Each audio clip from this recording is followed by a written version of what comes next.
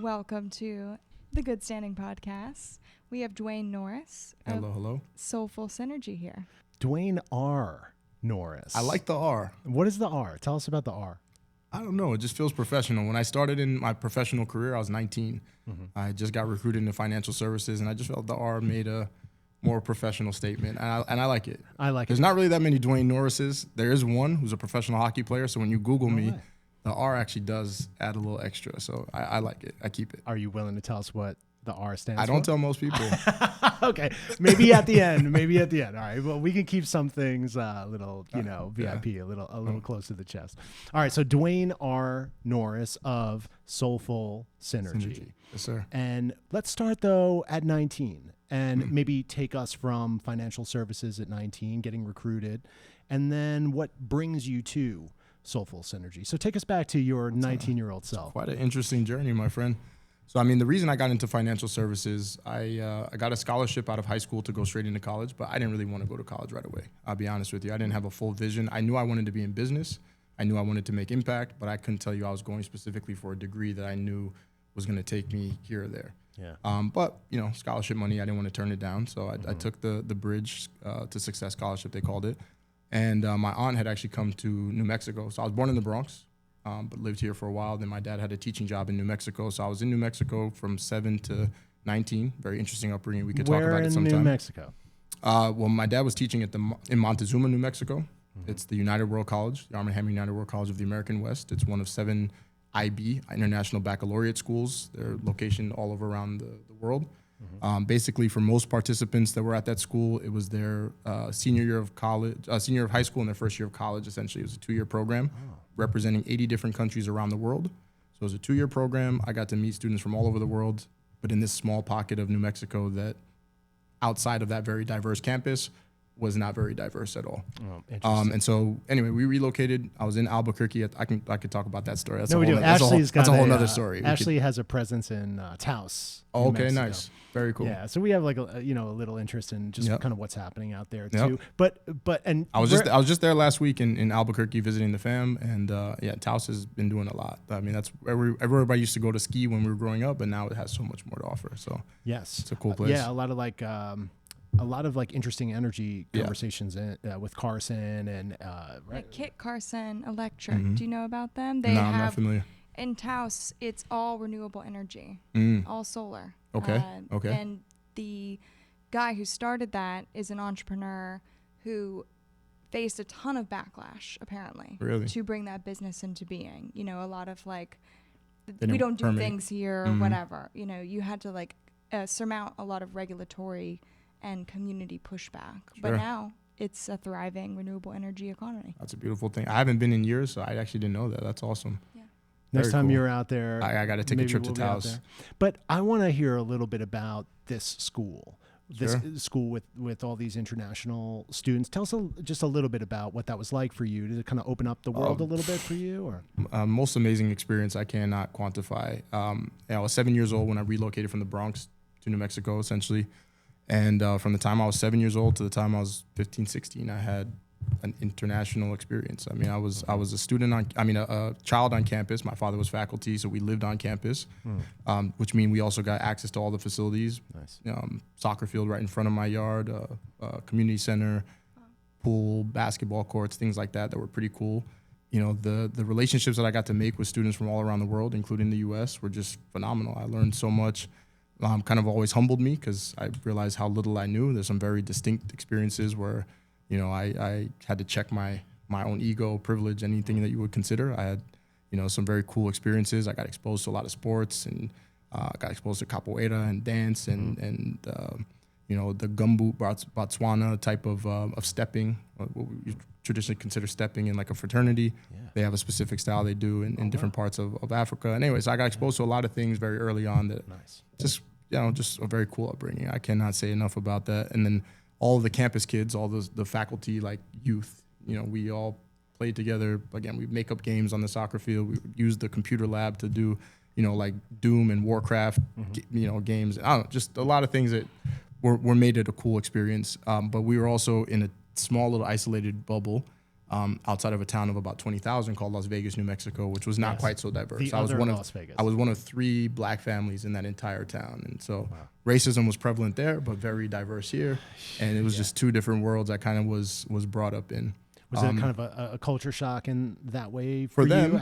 you? For me moving from the Bronx there, a culture shock, and for them experiencing me, culture shock. How did you, how did you navigate that? Did you have conversations with your dad, or those early moments of, whoa, what was that? Yeah. How did you deal with that psychologically? Do you have conversations? Yes, well, a lot of conversations. Do you have, maybe you break out the capoeira. I don't know. I didn't know the capoeira at that time, but I was a scrappy little kid, man. And I've definitely got bullied a lot. There was a lot of N words thrown around that I didn't fully know why. I didn't fully understand the context of why I was being targeted and all these different things. But I did learn to stand up for myself. I'd say my mom, actually more than my dad, was the one who was like, if they pick on you, if they put their hands on you, you put your hands back, and then you go tell the teacher before they do, right? You make sure you protect yourself. And so I did. I actually learned how to defend myself quite well. And then at times I had 2 really good friends. Actually, one of the first days I showed up to school, I was, one, not happy to have left my entire livelihood and friends and everything I left in New York to go there. So I think it was day 1, my parents had just left. I think I'm crying on the stoop, just sad to be there type of thing. I don't even think I had been bullied yet, but I had a couple kids, Nick and Javier, that came up to me. Nick is still one of my good friends to this day.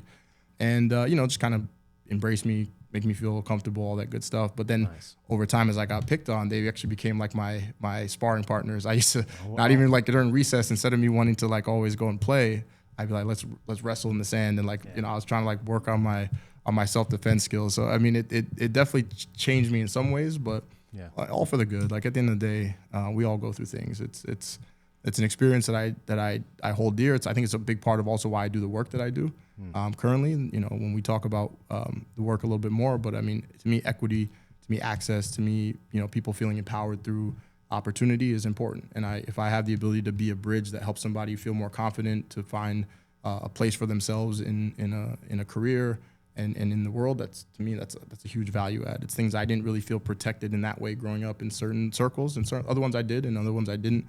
And so the fact that we get to extend that to people and provide a community feeling for them to learn and empower themselves, to me, is priceless. Yeah, so I mean, I grew up there from about 7 to I think 16, thereabout, on that campus, and then my junior year of high school, we moved to Albuquerque. As I did my junior year and senior year of high school, or really senior year of high school in Albuquerque. I did a year of school at UNM, University of New Mexico. Around the time I was 14, I'd actually come to New York to visit my aunt for the summer. And because I was kind of too young to get a full-time job, I worked and interned in her office. She was in financial services, but more particularly at that time, real estate and commercial lending. And so I worked in her office. She liked the way I worked. And so at 19, when I just graduated high school, when I was kind of not sure what I wanted to do, but she kind of knew enough that I liked business and I was kind of good at it, she came and recruited me. She essentially flew down from New York, also because I think I was probably getting in some trouble, and my mom probably, from what I've been told later on, they had a little combo, get him out of here and go add some discipline to his life. But, that she came and said, I really want you to come work with me. So I got into financial services at 19, doing life insurance, and then ultimately, investments. I got my Series 6, my Series 7, my 63. I did a lot of retirement planning, a lot of estate planning, nurses and doctors and teachers and other folks around the city. At New York Life is where I ultimately met my best friend and business partner. And he and I just do a lot of talks around sustainability, around what we wanted to do to impact the world, ultimately created Soulful Synergy. So that transition that you mentioned of 19, I knew I wanted to be in business. I went to college essentially to get a business degree, but I didn't like all of this prerequisite stuff. If I was just doing business all day, I probably would have enjoyed it more. But college is not that. It's not built that way where you're doing what you like to do all day, every day. You're doing a bunch of stuff that's, it's all right, but it's not exactly what you signed up for. It can throw you off from the stuff you do want to focus on too. Yeah. Because you have to do all these different classes. So so when I had the opportunity from my aunt, rest in peace, Yvonne Russell, but when I had the opportunity from her to come and learn firsthand and get real world experience, that was priceless. And I jumped at the chance. I relocated myself, stayed with her for the first year or so, and just learned everything I could about the industry. I had a great career. I tried to do both Soulful Synergy and financial services, and around the time of the pandemic, leaned in a lot heavier in the Soulful Synergy. It called to me. I also had more time to kind of dedicate to it. It's gone It's gone really well. I'm excited to tell that story a little bit here today with you, but that's a bit of the journey. Yeah, thank you for sharing that. Yeah, happily. Can you tell us about what the model of Soulful Synergy was in the beginning and how it's evolved into what it is now? In the beginning, it actually wasn't even workforce. So that's how much it's evolved. In the beginning, the first contract we actually had was doing textile recycling. We knew sustainability was important. We knew it was a path. Actually, we started the company in 2013. My aunt passed away in 2012. And when she passed, she left me in charge of her entire estate, essentially. Wow. So she had clothes and handbags and shoes and stuff, and I didn't know what to do with any of them. I tossed some. Some stuff wasn't good enough for consignment, so I ended up putting a lot of stuff in the landfill. And we had a person that came in and told us, like, hey, did you know that things can be recycled? You can upcycle these clothes, these things. Your jeans could be used for insulation. Your shirts could be repurposed into rags for wiping or stuffing for toys or stuffing for car seats and all these different things that we never knew. And so that was kind of the first paid contract of sorts that we did, where we were helping housing developments get recycling bins on their premises. For everything that they collected some money. The company that we were working with collected some, and we got like a small commission for having set it up. They were basically taking that, either recycling those clothes and textiles or selling them to third world countries where they needed some of them, the clothing and materials. So that was the model. It was an interesting process, but my business partner and I had always talked about just how we wanted to be involved in sustainability, what we thought we could do to empower and support communities. He, with his background in construction, and then our talk of sustainability, went and took a program called Envirolution up in Harlem, and then ultimately went to become a construction manager and teacher for a youth build program in Harlem.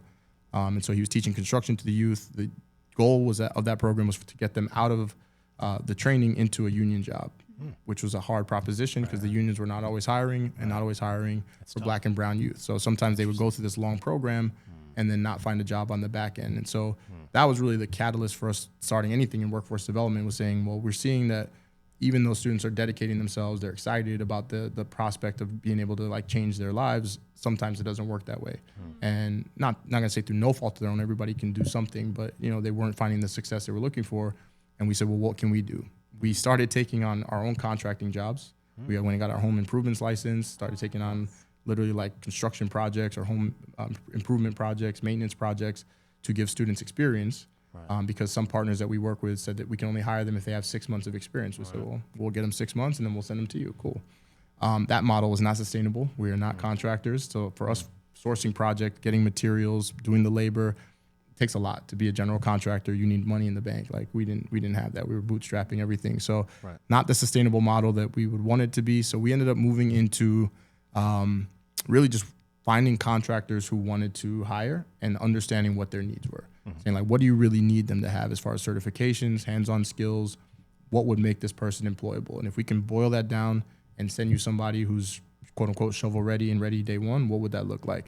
And that's really the model that we started with and are still doing to this day, is really trying to understand like where the market is, what are the skills needed, and paring down trainings to a as bite-sized boot camp a model as possible, so that it's accessible for students, where they don't got to go to school for 2, 4, 5, 10 years to be able to access a job and career, but enough that they know something to be valuable on day one to wherever they go to work. What is the length currently as it is right now? Like, what's like a sort of average length if you want to do some construction work? Like, what's that? A boot camp program with us is usually about 6 weeks, but it's every day, Monday through Friday, 9 to 3. That's like our sweet spot. We have programs that'll vary as far as time, just depending on location or other things, accessibility, but about 9 to 3 p.m., Monday through Friday for 6 to 8 weeks. So about 180 to 200 hours is what we found to be about the sweet spot. Commensurate with like an apprenticeship program, like an apprenticeship level requires you about 144 hours of what they call RTI, related technical instruction, and then about 2,000 hours of on-the-job training for you to really kind of like fully become an apprentice. So we try to be that first tier of the training, and then hopefully send them to somewhere where they can get the hands-on training or the hands-on experience through on-the-job training. Yeah. A couple months ago, a buddy of mine was up here.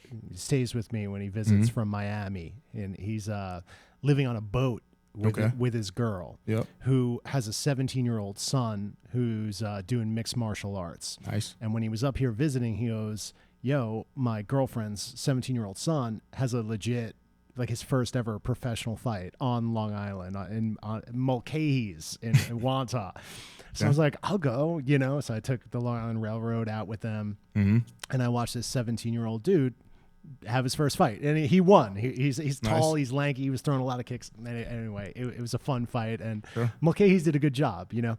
But anyway, the point is, afterwards, there's a little like pizza place next door, and this guy who just fought graduated from high school just literally like a month earlier, and it was him and a bunch of his buddies who all recently graduated as well. And you know, I graduated a little bit further back in the day, and there was a lot of expectations that, you know, you go to college. You know what I mean? I'm sure to some degree that paradigm generally still exists, but the world is a different place right now.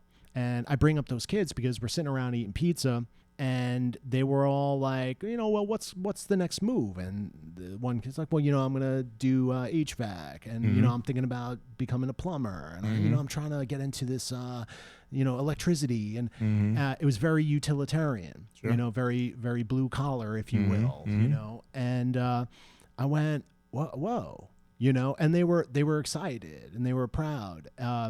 And it was interesting for me to just be like, well, you know, some of, you know, the journeys, the expectations might have shifted. So anyway, realities about artificial intelligence and what's that doing to like white collar jobs and managerial jobs and stuff like that. So I'm just saying, like, it sounds like you were kind of ahead of the curve in a way. Maybe.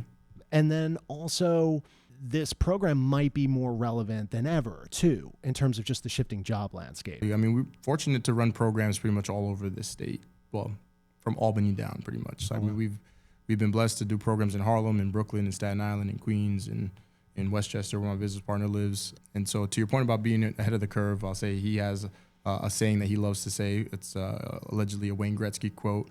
But, you know, I don't chase the puck. We set ourselves up where the puck will be, right? So we do try to be a step ahead or think about what's coming. And so a lot of the moves we make are intentional. We started off with just general like construction, OSHA, SST, then we moved into carpentry, then we moved into more electrical, then it moved into doing some more of the weatherization and solar, then HVAC and electric vehicles, offshore wind. Like we've tried to understand like where things are transitioning and be a part of bringing those opportunities to the communities that we serve, because usually, again, we're the last to find out or the last to access. And so that is a very intentional part and a very important part. And I would say similarly, I'm finding a lot of interest and excitement that once people find out, oh, there are clean energy jobs, and they also don't all look like installation. Like there's so many different skill sets needed to make the clean energy transition a real thing. Myself, my background is in sales, right? Financial services, life insurance, investments, all that was me selling a product. It wasn't a tangible thing. I wasn't working with my hands in that way. But I learned how to communicate and hopefully boil complex ideas down in a digestible way and make that work. And so that's a lot of what I do. But you need that in everything. You need that in solar. You need that in weatherization. You need it in HVAC. Somebody has to explain to you, oh, this thing would be good for your building. This thing can reduce your energy costs. This thing has incentives from the state that if you implement this better HVAC system, you'll actually get a discount and a rebate, and it won't cost you full price. It'll cost you maybe 30, 40%, or you'll pay this much, but you'll get an ROI and you'll break even within 12 months and you'll have an ROI in, you know, month 13 or whatever that is. Like somebody who can boil that down and help you understand that. And then you need people who can do an energy audit and do an assessment, and people who can do the installation and do the inspections and do the project management and the procurement and do the data. And so there's so many different ways to participate that I think that has been the thing that I get excited when I get to speak to communities about, is that they can take their existing skill sets or existing interests and passion and align it with what's happening in sustainability, that it doesn't have to be one dimensional. But in that same sense, the hands-on part is most everybody's favorite part of our courses, right? We teach them OSHA, we teach them safety and building science principles and things in the classroom, sitting down with PowerPoints. There's nothing like when they get the hammer in their hands and they get to saw stuff and they get to get the nail gun out and they get to, just the chop saw. Like there's nothing like really seeing them in action with our instructors, who are amazing instructors, really get to put together, a full building. Like we have them, we again, I don't teach these classes. I wish I did. I wish I had not only the skill set, but also the time to do it. But I have a great team, and they teach them everything from, again, safety to hand tools, power tools. They teach them how to measure. They teach them how to cut. They teach them how to frame. So they're putting up full-on framing. They're installing drywall. They're installing insulation. So they build out a whole mock-up wall room, 4x4, four walls, a roof. They run the electrical, so they splice the wire, cut the wire, strip the wire, run the electrical, install receptacles, install lighting fixtures, appliances. And so they learn to do these things. I mean, to your point of pride, like it's a sense of pride. I built this thing. Yeah. And most of the folks that teach our classes come from the construction industry, and they've also been working on construction projects. My business partner speaks about it regularly, that he helped build out Google's offices. When Google came here, he was doing, like office furniture type of stuff, and he built out those offices. I have others that have built skyscrapers, and like that's a thing you can always point to and be like, I was a part of that process. There's something very fulfilling, to your point, and a certain sense of pride of being able to create something out of nothing or create something with your hands that didn't exist before. No doubt. And I believe the same thing of using your mind. Right? I'm a businessman. I like imagining something and then creating it out of reality. But all of these are things that, again, until somebody knows they can do it, feels a little bit inaccessible. And I think what we try to do is be that bridge to connect people to a different way of thinking and a different way of understanding what they can bring, to reality or bring to the market. I love that. Yeah, and this word bridge you keep using, like a metaphorical and literal sort of bridge building skill set too, right? Ashley, what are you thinking of? Yeah. Are the students paying for this? Is it grant funded? How do you set all that up? They pay $0.00. We are heavily funded through funding. I mean, you can call them grants, call them RFPs, can call them contracts, because NYSERDA will call them contracts. They're not grants. It's not free money. We're contractually obligated to deliver on a lot of things. But yeah, we apply as an organization or with our partners. We have a lot of partners that, thankfully, to different entities for funding. So we get NYSERDA funding. New York State Energy Research and Development Authority is a big funder of ours. New York Power Authority is a big funder of ours. Department of Labor, through the eligible training provider list, we get funding. New York SBS, Small Business Services, has funded us to do some recruitment for HVAC programs. Been funded by the New Jersey Economic Development Authority, Hempstead Works, like a bunch of different organizations, City of New Rochelle, where we're based. And so we apply, the city or the municipality or the government agency will put out an RFP saying, we want someone who can deliver on this. And we basically respond saying, yeah, we can do either this part of the scope or all of the scope, or with our partners, we can do all the scope. We recruit, we train, we provide the certifications, we provide the skills, we provide the tools, the materials, the job placement, everything end to end. The students pay nothing. Wow. That's great. And in some cases, they get stipends, depending on the program. So sometimes they're actually paid either weekly, depending. Some programs will pay them weekly. Some will use like transportation assistance, or some will pay them, where we have funding, we'll pay them like $1,500 at the end of the program. So if you finish all 6 weeks, you get $1,500 at the end, or half midway and then half at the end for completion. So different programs, kind of different ways, but pretty much every program we run, there is no investment from the student. Well, I was just thinking about certifications too, and I know you kind of softly touched on a lot of the different programming and stuff like that, but what does it mean to be certified too? Because Sure. I think about, obviously there's, other sort of unfortunate barriers that were preventing people who were even to some degree skilled from landing those construction jobs or sort of union placement. But having a certification, I'm sure helps. And Pretty also necessary, yeah. but then also it seems like just having maybe like a certificate from Soulful Synergy too. It's like, is that how you would It's starting to describe carry. it? It's starting to carry weight. It's I'm gonna got- say we're as an entity, like we're starting to carry weight. But we're not a nationally accredited and known entity like a university in the same way. But I can't say like getting a cert from us is the same as getting something from Columbia. But I think we're moving in a space where our own saying they finished one of our programs carries weight, but there are definitely nationally recognized credentials that we provide as part of the training. So as an example, every construction program that we run, they're doing hands-on carpentry, electrical, HVAC, whatever it is, they start with OSHA. OSHA is your safety. So Occupational Safety and Health Administration provides an OSHA 30 for construction. You need that just to work on any job site. Yeah. You need to have basic safety knowledge and also workers' rights knowledge. Your employer is not allowed to put you into a harmful work environment. You have a right to PPE, which is personal protective equipment, hard hats, boots, vests, things that you need to protect yourself. You also have a right to refuse work if you're not put in a safe environment. If they ask you to work on a roof without the proper ladder or the proper equipment or the proper harness, you refuse the work, and there's a certain way to do that. So workers' rights, safety, huge, huge, huge. So that's the first. Then in New York City, you need an additional 10 hours of training called site safety training.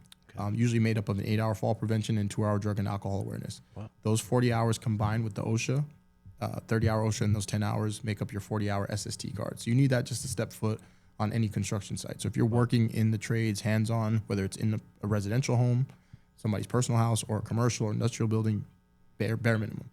Then if you're doing something like HVAC, you need an EPA 608 certification. That's your refrigerant handler certification. So we pair that with our HVAC program. So before they start touching anything HVAC related or start doing any brazing or working with torches or anything else, they're getting that training. So they're very like bare minimum certs. When we do our weatherization program, we do another cert called BPI. Building Performance Institute has a certification called the Building Science Principles. Wow. It's like a fundamentals on how building science works, like the different components that make up a building. So you have your building envelope, like your shell, right? Your foundation, your walls, your insulation, all the things that basically help protect your internal environment from the outside elements. Right? When it's cold outside, you're not feeling that inside, right? You need a proper thermal barrier, you need proper insulation, walls, all that good stuff. Yeah. And so then that pairs with your lighting, your HVAC, and all these systems work together. The instructors I have kind of think of it like the human body, right? You have your skin, you have your bones, like all these are systems in the body that are working together to produce this outcome. And so a high performance building needs to have optimized all these different systems together. So the BPI is a really kind of good credential to help understand that. Sometimes we'll use the G-Pro Green Professional certification out of the Urban Green Council, which is another good recognized certification. So we definitely pair all the hands-on trainings with certifications because we want them not only with the necessary safety, but also the fundamental knowledge to understand what they're doing and why they're doing it and why it's relevant. And again, all these make them that much more knowledgeable, but also more valuable to an employer who doesn't have to spend the money to get that person that certification, yes. Whether it's mandatory to the role or not. It's like another way for them to add value to that role. So first of all, that's amazing. Let's say I'm I'm about to graduate high school. I'm a little unsure, but I'm like, that would be a good look. Is Soulful Synergy the best first stop for them, in your opinion? What do you think? You asked me to brag on myself, huh? Yeah. It sounds like a trap. No, I'm just kidding. No, this is a podcast. If we're not bragging, what are we doing here? Or at least complimenting. I'm going to say, I think we're an amazing first step. And I won't say best because, listen, we're always evolving and we're always improving. But I don't really know any other programs that do exactly what we do the way we do it. I think part of what makes us unique is that we do train non-traditional learners. I am one. I'm technically a college dropout. I finished a semester and a half of college. Although when I dropped out, I had a 3.5 GPA. I just knew it wasn't for me. And I didn't really like that path so much. My business partner finished college, but tried financial services, tried the corporate world, hated it, wanted to go back to the field and go back to construction as quickly as he could. We have a lot of students that didn't do great in school, aren't great test takers, aren't great readers, aren't dyslexic, aren't, whatever the name of the game is, they're just not traditional learners. And the classroom never felt like an environment where they thrived. No doubt. And to now be in a classroom environment where they do thrive, where they actually like what they're learning it in a fun way. They're getting to do things that are also hands-on, that feed that part of them that's curious and that wants to kind of evolve and gets excited about learning. That's something we do extremely well, and I do think it makes it, where we are a great stop. I don't want to say the best because that's a lot for me to say just because there's so much out there I don't know. But I think what we do really well is that we connect to the students that we work with in a very real way. Most of our instructors, our team members come from the communities that they come from, look like them, identify with them, have had hard knock life like some of them, or empathize with what that means and come to the classroom and to the training and to the whole process, because it is a whole process. We have to recruit them, we have to train them, we have to help connect them with resources and wraparound services and connect them to jobs and careers and professionally develop them. And every part of the process, they're touching a different part of our organization and a different person in the organization. And throughout that, they need to feel supported and seen. And I think that is something that does make us unique. We are a very diverse makeup of participants and of staff. And, I think for a lot of reasons, we're unique and we're good at what we do. No doubt. Yeah. Your knowledge set is sort of potentially spread and skill set sort of spread across the organization too, right? Maybe you're not directly in the classroom teaching that specific modality or skill, but just hearing the sort of breadth and recall I'm sure that's infused throughout this entire organization too. I have a lot of questions, but you got something top of mind? Yeah, well, I'd like to know, when students are going through these courses, Mm-hmm. are there counselor types? Are there things that come up where students are like, oh, it's difficult, like I don't know if I'm cut out for this, or I'm dealing with this stuff at home, and I could just imagine it's a big transition. So could you talk about how y'all handle that? It's a lot, and sometimes we've been well underprepared. Sometimes we've been pretty prepared, but it's always something. There's never a class that doesn't have some component of a barrier or a challenge that's happening externally to the classroom that impacts the classroom, whether we're doing it at a high school level or whether we're doing it at an adult level. We've seen people involved in gangs that are trying to do this as a way to kind of build a skill set and better their lives, but can't really leave that life alone. We've had things that we have to show up to court on behalf of students because of charges or things that they've had. We have students that come to our programs that are homeless, people that come to our programs that we're the only meal they might have in the day. And we don't have the budget to feed everybody, but sometimes we just do. And we make sure that they're getting fed. We have, people that have mental health issues and all different types of things. There's no shortage of things that we come across in the classroom that impact the way someone's able to show up and participate. We have what we call case managers on staff. So that's something that's evolved over time. But we also can't treat everything. If someone's homeless, my case manager can't get them a house, right? But we can work with other organizations that do housing or that have pantries or help with food insecurity or help with other things, that mental health or help with criminal justice involvement. So we try to be a resource, and we are, again, connected in a way where we have a lot of partnerships. Yeah, every cohort, there's something. We've had, students in this last cohort, their father got shot while they were in class. How do you deal with that? Another cohort where a student was supposed to start class on Monday, his son got stabbed over the weekend. Man. How do you show up and participate when, there's things that happen that are beyond, what you can ask of somebody to kind of be able to be present and focused, but they still do. I'm amazed every day at what some of these students are able to kind of push past and show up and be present for themselves and be focused for themselves. But I think it's also that they see their evolution in real time, right? Yeah. They one day couldn't measure this thing or cut this thing, and now they can. It's like not instant gratification because it's not instant, but it's like when you can see progress and feel progress, it makes you kind of want to continue on that journey. And that's kind of what I mentioned about me being a college dropout, is I couldn't really tangibly feel like, oh, these things are helping me get closer to the me that I'm envisioning. Some of these classes I'm just taking because I got to take them. But, I couldn't really feel that this is getting me closer. And I think that's something that, lends to why we have, very low attrition or dropout rates. Is I think there's a tangible kind of feeling like, oh, I'm progressing. My instructors also do a lot of motivational videos. They themselves are hype men. They like to get active and are sort of our career counselors and case managers. They're like prophets sometimes in a way, like they speak a lot of life into folks. Shout out to Andrea and the team. But, they try to empower people, but also use resources at their disposal to help them empower themselves. And that's, more important. Yeah, no, I really appreciate you say that. That's kind of part of what this podcast is, which is, in academic circles where, you might be, a published philosopher, or a lot of like my sort of experiences in the art world where, still to some degree, but, I've interviewed hundreds of artists. Many of them are philosophers to some degree, sure.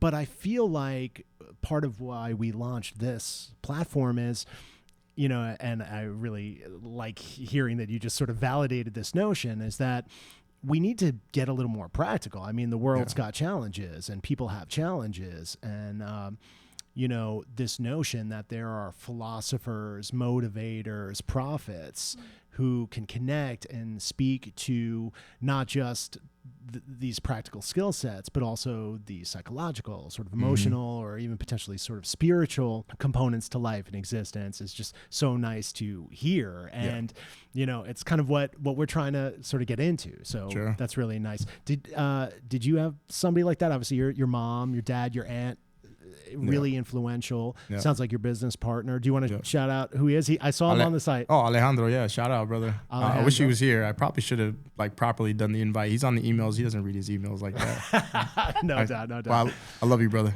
We'll see you out there, Alejandro. But no, yeah, I've been fortunate. I mean, as I say, even growing up when I was in these circles, like I had a lot of people, again, from a lot of cultures that took me under their wing. I was everybody's little brother. I was, the campus kid, as you would call it. But I was, I had a lot of nicknames. All right. So Give us one more. Squirt, Squirt, the myth, the legend. Oh, I like that. I like that. Baby bro. But yeah, I was everybody's like little brother, and I had a lot of good, role models of sorts, or people that I kind of like looked up to in different ways that gave me different pieces. And yeah, definitely my parents, my grandmother, God rest her soul, she poured a lot into me, gave me a lot of good wisdom. So supportive. When I first got into financial services, I felt way out of depth. She was actually the first person I would call pretty much every Monday night. We used to do this thing called phone clinic. It was basically 2 hours of calls. And if you didn't have leads, quote unquote, like a set of potential clients that you were going to call, then you would cold call, right? But you were supposed to be on the phones dialing and making sure that you were setting up interviews and appointments and things for the week, and make sure you had activity, because that's ultimately what you needed to do. And so to put myself in a good mood, she'd be the first person I would call pretty much every Monday night. And, she would tell me a couple words of wisdom, make me laugh, and then I'd hit the phones and I'd be in a good mood. So I've had people, thankfully, that have poured into me more than they should have. My aunt bought me suits and made sure I looked professional, and gave me the confidence and the skills to feel like I could belong in that space, even though I felt out of depth when I started. So yeah, I mean, I don't take it lightly that I wouldn't be where I am without people doing what they've done for me. And I feel like if me and my business partner and my team have the ability to do that for others, that is how you pay it forward. That's how you build a community. That's how you build a world that you actually want to live in, is by everybody having a stake in each other's future. And so I don't believe in this individualism. I believe in, merit, and people should be able to work and earn based on what value they bring. But you also have to sometimes help people discover their value. Yeah. And it's not, so cut and dry that everyone could just figure it out on their own, because not everybody has the same environment to kind of build from. Yeah, I think sometimes, like, when words like equity get thrown around, people get nervous that merit or a sense of meritocracy is being sort of put to the side or sort of erased. And I think part of like an ideology we talk about here is being vast, which is you can kind of hold two things in your head at the same time, which is there are certain sensitivities surrounding certain communities that need to be held and seen and entertained, and at the same time you can tell people, yo, you gotta work, and you gotta show up, and you gotta deliver, and you gotta 100%. Get it done. And I think organizations like yours are holding space for these two things. Now, you're a busy guy. Yes. And you got to kind of run and legit busy. That's all right. You're making a lot of moves. But I got one last question, then maybe Ashley's got one, and we'll let you run. Okay. You're not just here in the 5 boroughs. You mentioned you are, but there's a little upstate, and I don't know, maybe a little bit of Long Island. Give me the quick. Yeah, we actually just launched our first program. Yeah, we actually just launched our first program in Hempstead, Long Island on Monday. My dad's a Hempstead guy. I grew up in Hempstead, Uniondale. My dad grew up there. Yeah, so we're running the program out of Nassau Community College in partnership with Hempstead Works and the Nassau. It's like their Chamber of Commerce. I'm probably gonna get it wrong, but I think it's like their Chamber Council or something like that. But they're housing us there at their site at the Nassau Community College. Hempstead Works did the recruitment. We're providing the training. It's an HVAC course, so they're getting their it's a weatherization course. They're getting their OSHA, their SST, their scaffold, their flagger, their G-Pro, getting started with green buildings, and they're getting hands-on training on weatherization. So they'll be doing the hands-on, as I mentioned, carpentry, insulation, doing the build-outs on like doors and things like that, as well as the BPI, Building Science Principles. It's a 6-week program. We're partnering with the Urban League to support us with some of the job placement. We're working with the NYSERDA Clean Energy hubs and the regional hubs there to work with the clean energy and weatherization contractors. Ultimately, we're looking to hire our participants. And so that's like a really cool kind of partnership that evolved over time. Shout out to my instructor, Anthony Jackson, making the trek. He's actually commuting from Pennsylvania to help me teach that class, because we had so many other programs running that I couldn't pull my day-to-day instructors. And so I'll partner with him, his company, Big Energy, and he's making a trip weekly from PA to Long Island to help us make sure that program, he's 20 years in this space. And so, I mean, partnerships are what make our whole process work. I can't do it without those. But yeah, we first in Long Island. We've again doing Westchester base for years. That's been our really like home base. Past like 4 years or so, we've been doing programs in Newark, New Jersey. We just recently got refunded by the New Jersey Economic Development Authority for us to run programming there. So our next cohort in Newark will start April 6th. We have a partnership where we're running programming in the Bronx in about 2 weeks with Bronx Community College. And so, different places. We've done some things out of state. One of my staff is from Iowa. So we've done some things in his hometown in Iowa. We've done some things with the Colorado Energy Office. We've done some things in Potomac, where we were recruiting with Potomac Edison for some contractor training. So, I mean, we've dabbled and dabbled in different places across the country, but New York is definitely home base. But as I've been around this enough, the demand is picking up. The interest is picking up in other states. I think as New York goes, the rest of the country will go. And if we can get it right here, I think a lot of states will be saying, well, how did you do that? What was the process? We work with our utility, our Con Eds, our big partners, our engineering firms like Willdan. And it's like, if we can get everybody kind of playing nice together, this whole thing becomes a lot easier. And I think other states will look at this model or these models that we're kind of all working, because the ecosystem of workforce is not that big. The ecosystem of sustainability in New York is not that big. Yeah. So we're all working together. I'm going to say a lot of great partners that I could shout out. And I think as we figure it out here, there'll be other states that say, okay, if New York could figure it out with all that complexity, let's learn what they did and let's see if we can replicate. I love it. Well, I'd like to hear, do you have a alumni network that's been forming, and are you doing anything to foster that? Not as good as I'd like. So, I mean, yes and no. So we run... So Soulful Synergy ourselves, we have some programs that we do kind of like full in-house. And I can say we are not doing a great job with our alumni network of all the different programs we kind of do that are kind of primarily us teaching. But we are part of a collaborative called the Clean Energy Academy. It is funded by NYSERDA primarily. We have other funders, but they're our primary funder, the ones that got us launched in 2019. We've now trained collectively a little over 1,500 participants. We work with Con Ed, Willdan, some of our other small business and minority-owned business partners like Green Tech Leaders, Life3, Energy DC, Big Energy I mentioned. And so we all kind of collaboratively do different parts. Our part primarily is to recruit for those programs. And then we have other folks that do the training and other folks that do the data and all these different parts. But with that program, we run the graduations at Con Ed most of the time, and then we'll do an after party, which I get to host. Oh, nice. Networking happy hour. So I do make sure that we're always inviting our alumni network back for graduations, back for some of these networking events, and they show up. They love being part of that energy. They're able to pay it forward. Also, when they get jobs, they bring opportunities back to the community. Yeah. I think we're looking to do more. I mean, I think there's always more we would like to do. We stay very busy because working with the students in front of you kind of becomes the biggest priority, and then the students that you've already trained who come back saying, hey, I need X, I need a certain job or a certain certification, then they become the priority. But trying to figure out how to continue to just, as you say, keep that community as strong as possible is a focus, is the thing we talk about. But sometimes our hands are full, and our budgets are decent, but they're not as big as we'd like. So you have to kind of prioritize and pick and choose at times. So if somebody wants to maybe become an instructor, if somebody wants to, an organization wants to maybe become one of your funding partners, what's the best look? Do they just Instagram? And my team will love this because I am the worst at social media. Instagram. Our Instagram following _ Soulful Synergy _ because the other one was taken. But if you just type in Soulful Synergy, you'll find us.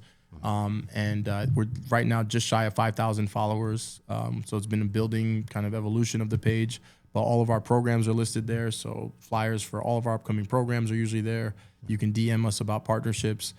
You can check the website. I was telling Kurt, newly launched website, www.soulfulsynergy.org. You can email us there. And so those would be the easiest ways, I would say, if you wanted to get involved or find some way to connect with us and see if, a partnership or some type of collaboration or one of our programs is a good fit. Those would be the easiest ways. But yeah, Instagram, my team will like this one. Yes, Instagram. The Instagram page is doing well, man. Not sign into your personal DMs No, you can, but I'm not there much. You could try. I got one little brief sort of like tag of a question. Is we've been talking with this woman who won the David Prize. Nice. Karen. In the sort of Red Hook houses. I know her. You know Karen? Yes. Yeah, we work with Karen. Very cool. Yeah. So we were contracted by New York City Small Business Services to recruit in the Red Hook and Gowanus area. Okay. And so we had a number of combos with Karen. She came to our info sessions, brought students to our program. We recruited for an HVAC program. We didn't teach it, but City Tech taught. So yes, I know Karen. Shout out. She was our first guest Was she? on the podcast. Go That's watch awesome. it. You know, she's got amazing energy. She does. And she's great. And we're kind of looking to do some cool stuff with her too. So I'd love to, Keep maybe me there's posted. like a thing we could. I got some Red Hook contacts, and she's just cool, man. Karen keeps it real. Right. She'll speak her mind, which I love. No doubt. Tell you the real deal, and yeah. So anyway, she knows of us. I'm a supporter. I'm a fan. And yeah, love that she got that David Prize. No doubt. All right, Ash, what do you think? Should we let Dwayne head out? What do you think? Let's do it. But thank you so much, Dwayne. This has Thank been you. amazing. Congratulations. Yeah. Thank you. I really appreciate it. Appreciate you inviting me. Appreciate the platform. I don't do a lot of podcasts. I do panels and All right. presentations, but this is kind of cool just to be able to sit and converse. And I appreciate you all having me and letting me be a part of your space. And thank you to all of you watching and letting me be part of this community, because I said I want to do more of these. This is a 2026 kind of, goal of mine to figure out a way to continue to share what I've learned over this period. And this has been a cool experience to do that. Thank you so much. Thank you. Thanks, Dwayne.